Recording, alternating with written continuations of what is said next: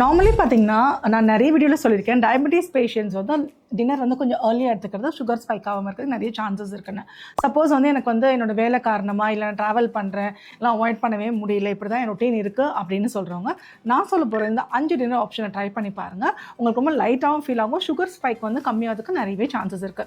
First பார்த்தீங்கன்னா, grilled fish இல்லன்னா grilled chicken with more of vegetable salad மாதிரி எடுத்துக்கிறது நல்ல ஆப்ஷனா இருக்கும். செகண்ட் பார்த்தீங்கன்னா, காலிஃப்ளவர் ரைஸ் நெறைய ரெசிபிஸ் இன்டர்நெட்ல இருக்கு. காலிஃப்ளவர் கர்ட் ரைஸ் அந்த மாதிரி எடுத்துக்கோங்க. தேர்ட் பார்த்தீங்கன்னா வெஜிடபிள் சூப்போ இல்லை சிக்கன் சூப்போ அந்த மாதிரி எடுத்துக்கோங்க. ஃபோர்த்து பார்த்தீங்கன்னா டபுள் ஆம்லெட் அதை எடுத்துக்கோங்க. அப்படி இல்லை இதெல்லாம் முடியல அப்படின்னு ரொம்ப சிம்பிளான விஷயம். பால் கூட ரொம்ப சுண்ட காய்ச்சின பாலில் சாதாரணமாக காய்ச்சிட்டு அதில் வந்து கொஞ்சம் சினமன் பவுடர், அதாவது லவங்கத்தூள் அந்த மாதிரி போட்டு சுகர் இல்லாமல் எடுத்துக்கோங்க. இந்த மாதிரி டின்னர் ரெசிபிஸ் எடுத்துக்கும் போது சுகர் ஸ்பைக் ஆகுது ரொம்பவே அவாய்ட் பண்ண சான்சஸ் இருக்குது. இந்த மாதிரி டயபெட்டிஸ் பற்றின இன்ஃபர்மேஷனுக்கு நம்மளோட சேனலை ஃபாலோ பண்ணிக்கோங்க. தேங்க்யூ.